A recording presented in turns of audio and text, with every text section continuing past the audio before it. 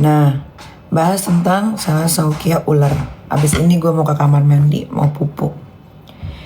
Jadi, kalau grand opening, dengerin ya. Ini cuma sebentar soalnya, nggak sampai 2 menit. Yang namanya grand opening di mana-mana itu pasti selalu rame. Itu udah pasti guys.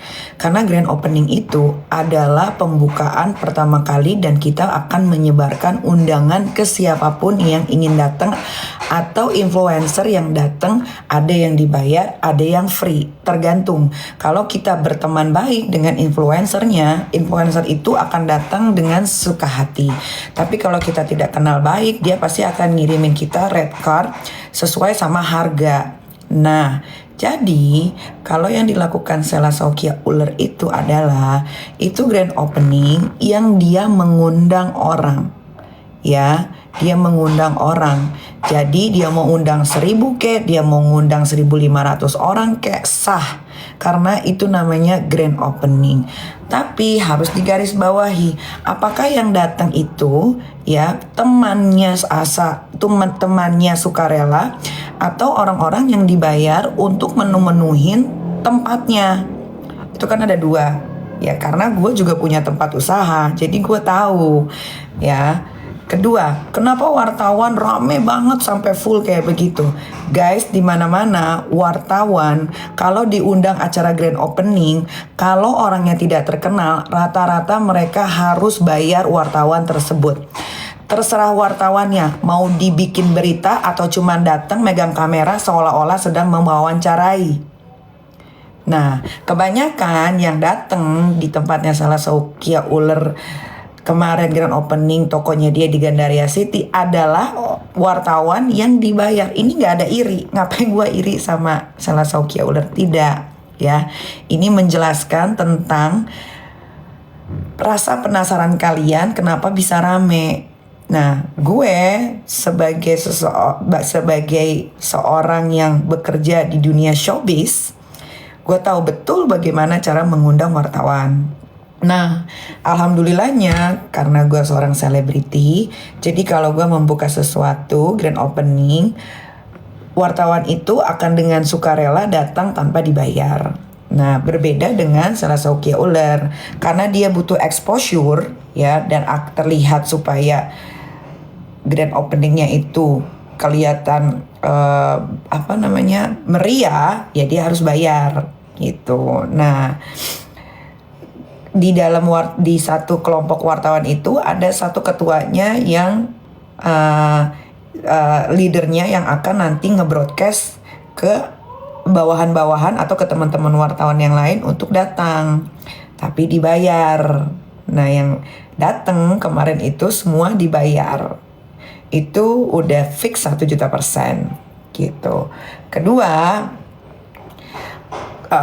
kok ada yang belanja di situ? Jangan salah, bisa jadi Salasaukia ular ini ya memberikan dana kepada orang-orang untuk belanja di tokonya, seolah-olah ada yang beli bajunya atau kosmetiknya. Begitu. Itu pasti guys, itu nggak mungkin nggak ya. Karena logikanya saja. Ngapain dia buka offline store? Walaupun sah-sah aja dia mau buka offline store, tapi dia akan merugi banyak kalau makanya ini ya. Makanya selalu gue kasih tahu nih buat kalian 45.000 penonton TikTok, dengerin. Pertemanan itu penting sekali guys untuk bikin kita tambah maju atau bikin kita tambah mundur ya. Nah, sayangnya orang di sekelilingnya Salasaukia ular ini adalah orang-orang yang bodoh. Itu udah fix betul banget ya. Kalau dia pinter, dia pasti akan menyarankan seorang Salasaukia ular yang tidak tahu tentang bisnis atau segi marketing, pasti akan bilang gini, lu jangan buka offline store. Pertama, lu akan spend money a lot, lu akan buang-buang uang. Kedua, lu ini kan kalau live selalu banting-banting harga, nggak masuk akal. Kalau lu buka offline store, sedangkan di offline store lu taruh harga normal, lu pasti akan merugi sangat banyak. Kalau dia punya temen yang pintar seperti itu, pasti dia akan diberikan masukan sama persis seperti yang gue omongin. Ya, Cuman karena circle-nya dia itu circle-circle orang bodoh kebanyakan, yang mungkin terlihat seperti orang pintar tapi isi otaknya nggak ada. Jadi karena menggebu-gebunya dia ingin show off depan banyak orang supaya orang bisa lihat gue ini punya offline store, tapi dia tidak memikirkan jangka panjang. Nah, offline store yang ada di Gandaria City itu sudah dia sewa semenjak 1 tahun lalu, setahu gue. Semenjak tahun lalu dia sudah sewa. Nah, selama masa sewa itu dia diberikan masa tenggang untuk merenovasi si store-nya tersebut. Nah, mungkin store-nya tersebut baru selesai renovasi di bulan Januari. Baru dia bisa grand opening di bulan Februari. Kalau dia tidak buka store-nya yang di Gandaria City, dia akan ruginya double. Kenapa? Pertama, itu akan jadi sia-sia. Ya kan, dia sudah bayar, dan bayar di Gandaria City setahu saya itu harus full. Setahu saya Sela Sokya Uller ini sewa antara 1 sampai 2 tahun dan dia sudah bayar gitu. Jadi dia itu timingnya itu tidak dipikirnya, dia akan aman selamanya. Karena kan awalnya dia berlindung di Nikita Mirzani, which is kalau dia berlindung di Nikita Mirzani itu akan aman. Nah, ternyata dia melakukan kesalahan dengan memberangkatkan si Isa Zega umroh. Akhirnya saya tidak mau lagi berteman dengan yang namanya Sela Sokya Uller. Disitulah dia mulai kacau. Nah, kacaunya dia itu, tapi dia salah langkah. Dia lupa, harusnya dia jaga nih yang namanya Nikita Mirzani. Kenapa? Karena dia akan grand opening. Nah, akhirnya viral dengan kebohongannya dia, dengan kecurangannya dia, dengan penipuannya dia, ya kan, yang seperti kalian tahu, skincare-nya overclaim, skincare-nya berbahaya, skincare-nya overpriced, ya kan. Jadi mau nggak mau ya, walau sebetulnya dalam hati kecilnya yang namanya Sela Sokya Uller ini sebetulnya malu sekali, itu nggak bisa dibohongin, malu sekali, tapi mau gimana lagi, ya kan, sewa Gandaria City sudah dibayar, mau nggak mau harus dibuka.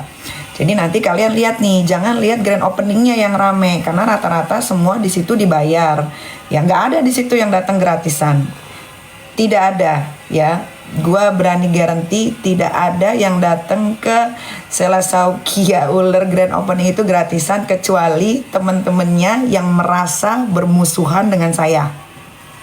Ya, itu digarisbawahi. Kecuali teman-temannya yang katanya bermusuhan dengan saya.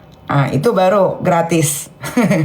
Karena di situ banyak wartawan, pasti akan diwawancara mengenai kasus atau mengenai gue. Buktinya benar kan? Yang ditanya saat grand opening apa? Kasus dan soal Nikita Mirzani. Bahkan grand opening yang buka aja nggak ada tuh ditanya. Paling ada yang kesebar wawancaranya hanya di platform-platform berita TikTok yang followersnya rendah gitu, bukan di platform-platform media online gosip yang tinggi-tinggi beritanya, followersnya ya. Nah, jadi kalau kalian mau lihat keberhasilannya Sela Sokya Uller ini membuka store offline di Gandaria City itu nanti ketika grand opening ini sudah selesai, kita lihat nih sehari, 2 hari, 3 hari, sampai 3 bulan, apakah store-nya rame terus sama seperti waktu pertama kali dia grand opening. Tuh ya, itu namanya strategi marketing business. Jadi makanya kalian kalau mau bikin bisnis, bertemanlah dengan orang yang mengerti tentang bisnis. Karena bisnis itu bukan cuma kita sewa tempat, bayar, renov, grand opening. Bukan. Nah, kalian lihat contohnya Miami, ya kan? Walaupun Miami punya Nikita Mirzani tunggal, tapi kalau Miami rasanya nggak enak, baksonya nggak enak, kuahnya nggak enak, sambalnya nggak enak, pasti sampai detik ini Miami akan sepi. Tapi alhamdulillah, bukan karena nama Nikita Mirzaninya, bahkan jarang promosiin bisnis gue sendiri. Gue jarang, kalian bisa lihat, gue jarang banget promosiin bisnis gue sendiri. Karena gue tidak mau menjual nama guanya, tapi gue mau menjual makanan yang memang kalian bisa nikmati. Kalian bisa rasakan tempatnya nyaman, makanannya enak, tempatnya bersih gitu. Jadi kalau bisnis tuh bukan cuman kita buka, renovasi, bayar, grand opening, selesai. Nggak bisa begitu. Ada untung ruginya yang harus kita pikirkan gitu. Nah, ini kan selesai nih grand opening-nya Sela Saukia Uler yang digancit. Kita lihat aja guys, apakah ada yang beli ya runtutan dari hari ini, besok, lusa, Kamis, Jumat, Sabtu, Minggu, Senin, Selasa sampai 3 bulan ke depan. Kalau 1 minggu pertama aja store-nya sudah sepi, berarti di minggu kedua, terus di bulan ke-1, di bulan kedua sudah innalillahi wa innalillahi rojiun, karena bisnis itu dihitungnya seperti itu. Apalagi sebetulnya yang dilakukan Sela Saukia Uler ini adalah bisnis yang sangat enak banget. Kenapa gue bilang enak? Karena masa expired kosmetik itu bertahun-tahun guys ya.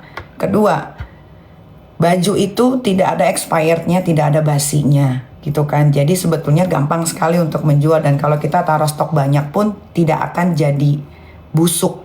Nah, beda dengan gua. Kalau gue itu makanan guys, setiap hari harus fresh, setiap hari harus habis, karena itu setiap hari dibikin baru gitu ya. Nah, bodohnya dia, balik lagi ke kebodohannya Sela Saukia Uler ya. Dia tidak memikirkan jangka panjang gitu. Jadi kalau kalian sebagai customer yang pintar, yang punya uang, pasti akan mikirnya gini, ngapain gue beli di store-nya gitu kan. Tunggu aja dia lagi live, pasti harganya pensil alis yang tadinya 600.000 jadi 90.000 tuh, bisa jadi kalau dia lagi live.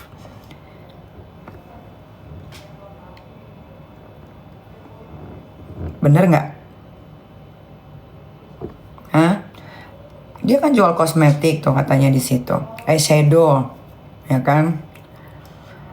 Misal harganya berapa? Dia kan suka naruh harganya kan gila-gilaan kan. Padahal itu guys, kosmetiknya Sela Saukia Uler itu 1 juta % dari Cina ya. Which is kalau dari Cina itu harganya di bawah 50.000 semua guys. Bahkan ada yang harganya di bawah 10.000. Kayak pensil alis yang Sela Saukia Uler jual itu harga aslinya cuma 3.000 atau 4.500. Dia jual bisa 600.000. Ya, jadi sekarang itu balik ke kalian. Sebagai yang punya uang, kalianlah yang berhak menentukan barang apa sih yang cocok untuk dipakai sama muka kalian. Ya, untuk tidak spend money juga. Dan di muka kalian juga tidak berbahaya gitu.